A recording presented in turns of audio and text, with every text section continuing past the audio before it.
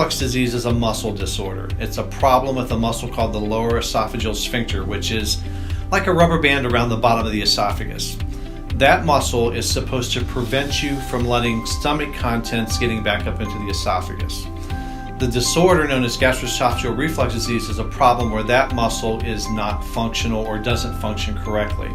Heartburn is a symptom. It's that burning in the chest, that pressure in the chest. Reflux is the sensation that something is coming up into your chest. It's pretty unusual to sit down with a patient and say, you need surgery.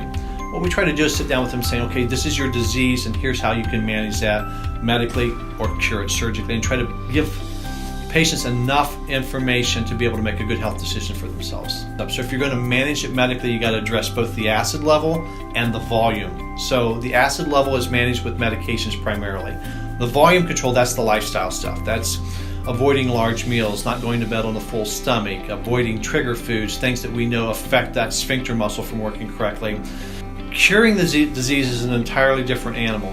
Curing the disease requires us to correct a couple of problems. If there's a hiatal hernia, that has to be fixed, and then that barrier muscle has to be fixed. The thing that is most missed about this disease is those things like the sleep disruption, the chronic fatigue, and the heart disease that can come from the failure to get good sleep. And then there's the really bad stuff, which is the cancer.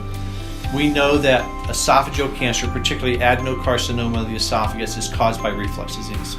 And about 25% of patients with reflux disease will develop something called Barrett's esophagus, which is the first cell-level change that occurs in patients who are at risk of getting esophageal cancer.